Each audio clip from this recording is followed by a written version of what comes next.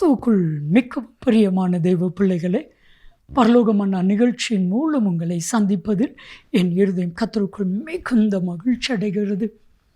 இன்றைய பரலோகமன்னா கீர்த்தியும் புகழ்ச்சியுமாய் வைப்பார்.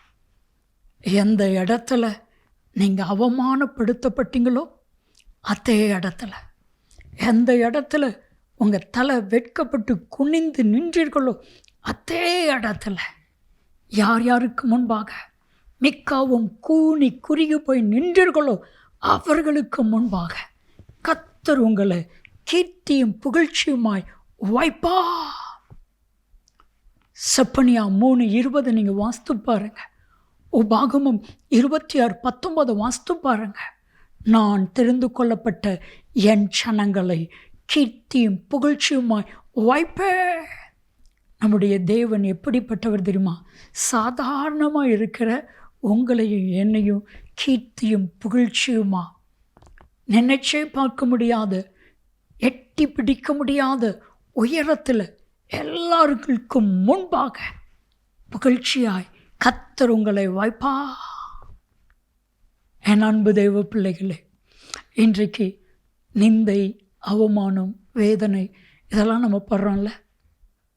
ஆனால் இதெல்லாவற்றுக்கும் பதிலாக ஒரு காரியத்தை கர்த்தர் உங்களுக்கு செய்ய போகிறார். உங்களை கீர்த்தியாக, உங்களை புகழ்ச்சியாக வைக்கப் போகிறார். பைபிளில் நிறைய சம்பவங்களை சொல்லலாம்.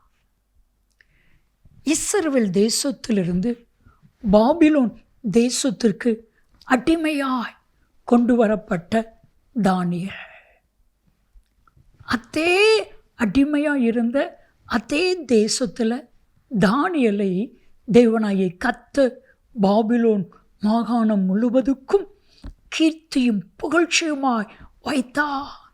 தானியேலுடைய பேர் எங்கும் தொனிக்க ஆரம்பித்தது. யோசித்து பாருங்க, ஒரு அடிமையாய் விற்கப்பட்ட ஒரு மனிதனை கீர்த்தியும் புகழ்ச்சியுமாய் வைத்தார்னா எப்படி இருக்கும்? சாதாரண மனிதன், படிப்பே வராது, அவங்க அப்பாவோ அவங்க அம்மாவோ பெரிய அளவில் பணக்காரங்க கிடையாது, வாடகை வீடு.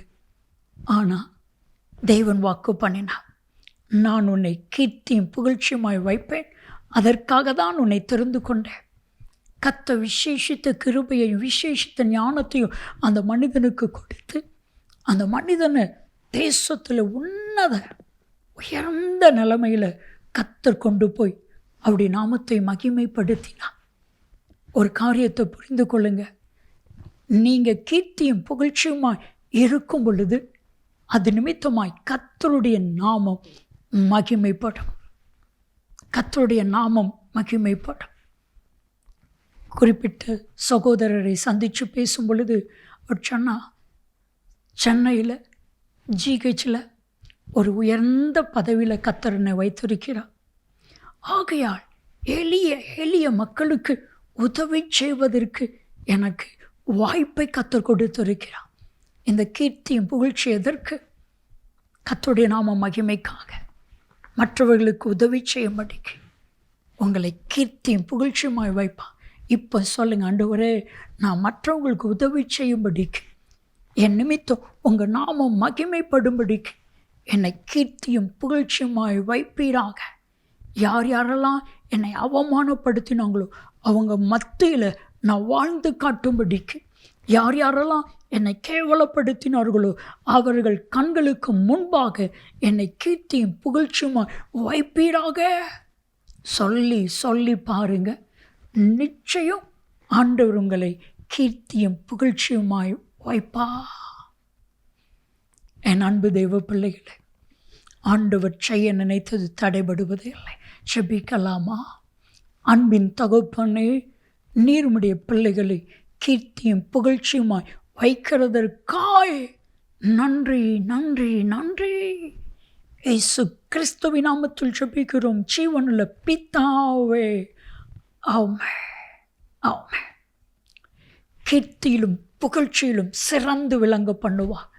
நன்மையும் கிருபையும் ஆசீர்வாதங்களும் நிச்சயமாக உங்களை தொடரும்.